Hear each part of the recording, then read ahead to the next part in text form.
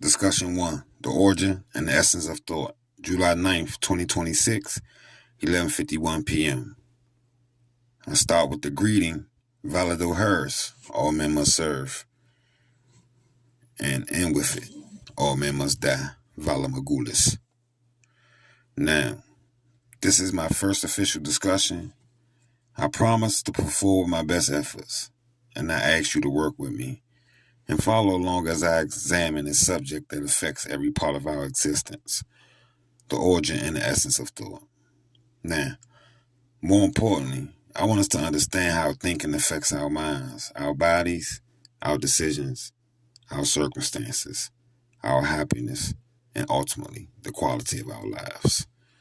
By the end of this discussion, you should have a clearer understanding of how the activity taking place within your influence what eventually appears around you. You should also begin recognizing how your decisions, behaviors, habits, and circumstances are connected to the way you use or fail to use your ability to think. Now, I'm not here to simply just give you information.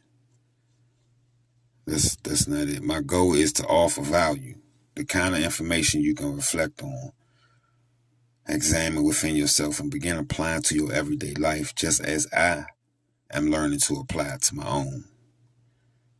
I'm not going to spend much time discussing the mind itself.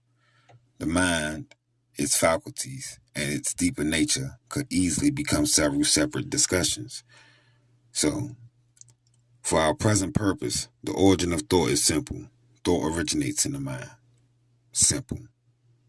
Thought begins in the mind. That is all we need to establish concerning its origin. The greater focus of this discussion is its essence. The essence of thought is the processing of information to create meaning.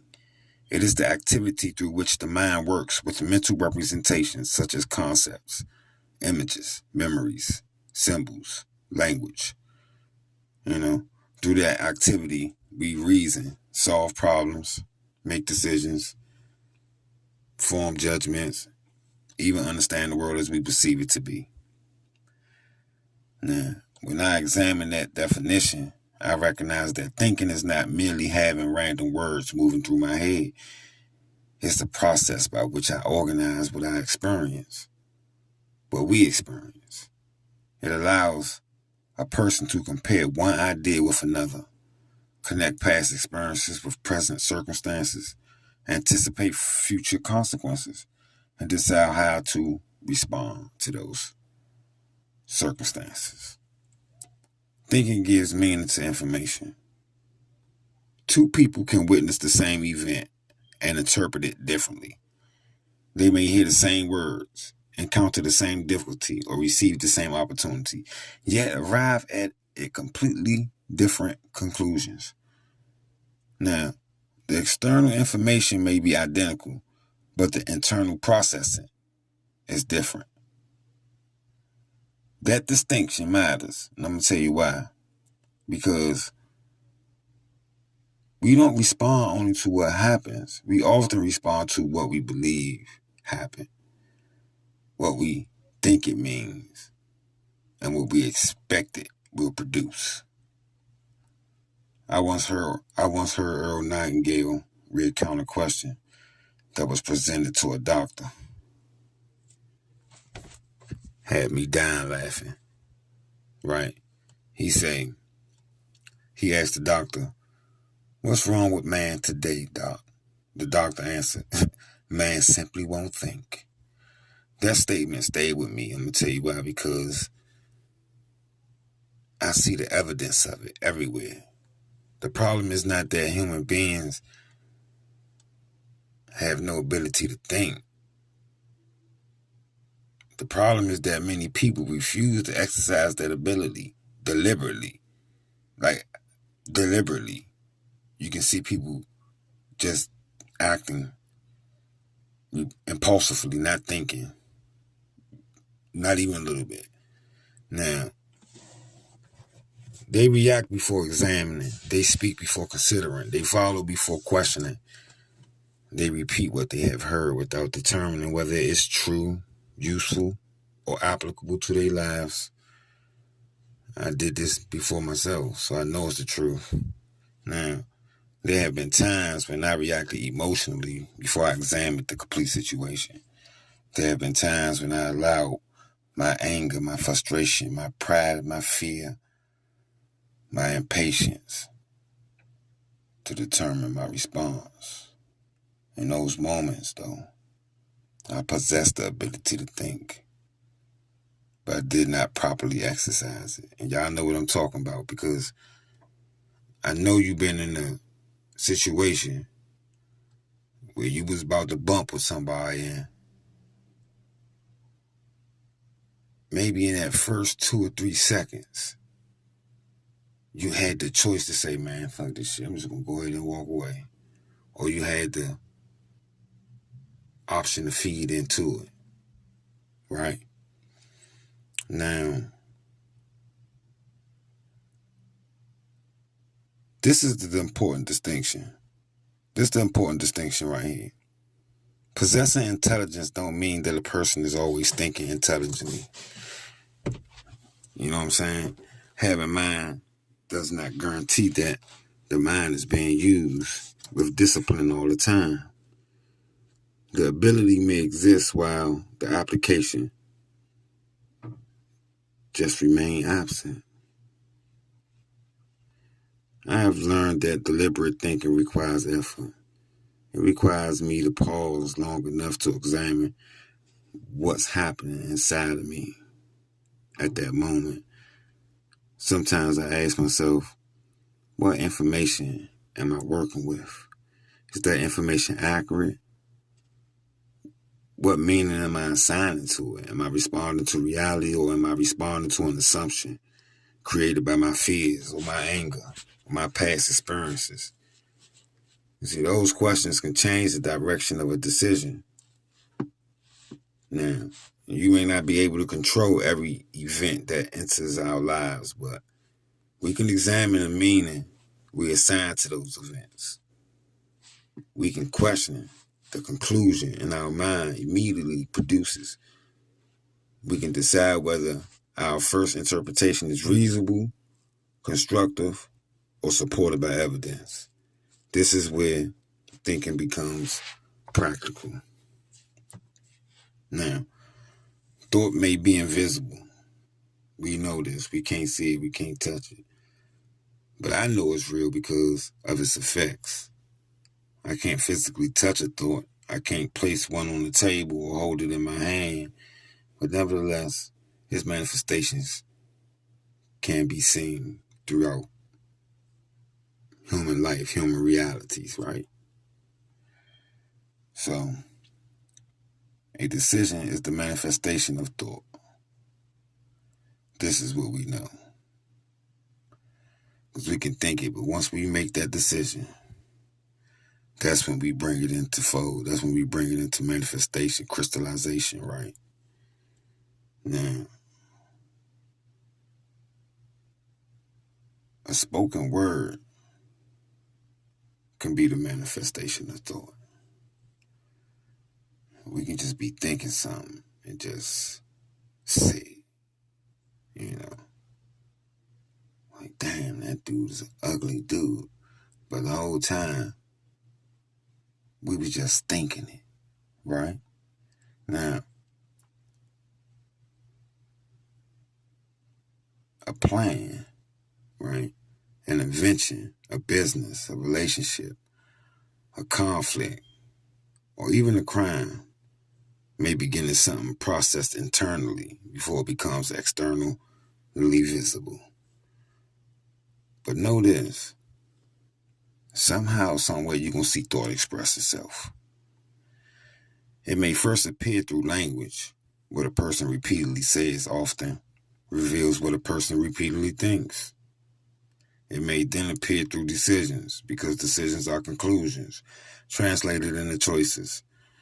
Decisions become behaviors, repeated behaviors, and they become habits. And habits contribute to condition, circumstance, direction of a life, right? So, this don't mean that every hardship is caused by personal thinking, though. You know what I'm saying? People encounter injustices, loss, illness, economic pressures, betrayals, all these different type circumstances that they didn't create, right? But I would never reduce every human to struggle to the simplistic claim that a person merely thought incorrectly. However, I do believe that our thinking influences how we respond to what happens, what we learn from it, what decisions we make next, and whether we continue repeating the same patterns, doing the same silly crap. Now, consider two general patterns of life. I want to express something to you. There's two individuals who appears to live with a certain degree of stability. One person may maintain employment, develop professional practice, build a business, honor his responsibilities, attend to his medical appointments, care for his family and his relationships, and make decisions that support his long-term well-being pretty much. Right? That life did not necessarily appear by accident. It came from continuous, structured thinking.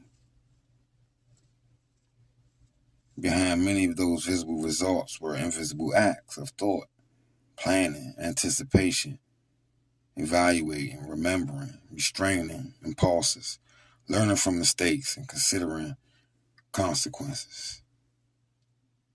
Right? Now, there's a flip coin. There's a person whose life appears to remain in constant disorder.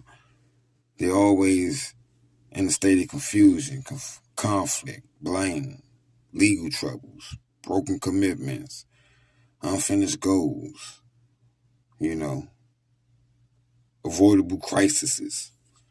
You know what I'm saying? Every problem is supposedly someone else's fault. They never accept responsibility. The same destructive behaviors, same destructive conditions, repeatedly. Right? I'm not saying that one person is more valuable than the other.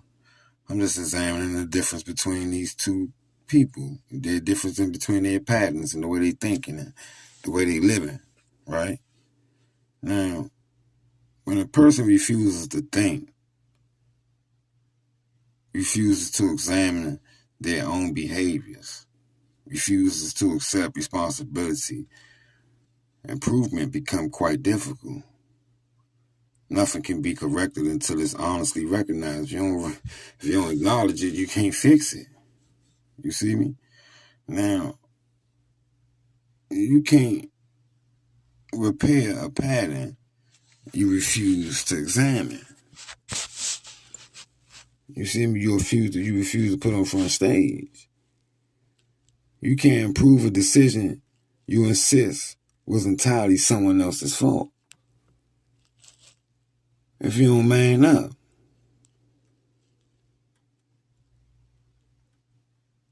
You can't direct your life effectively while allowing every emotion, every impulse, opinion, and external suggestion to direct your mind, blowing you like a loose branch in the wind.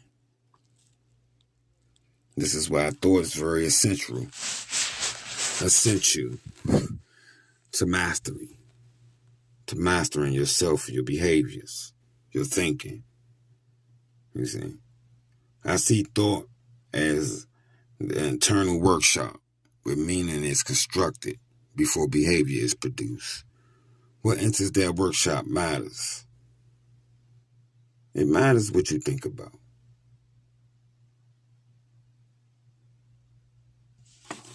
But what you do with it matters even more.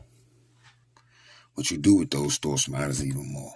Now, I may receive an angry thought, but I don't have to immediately express it neither.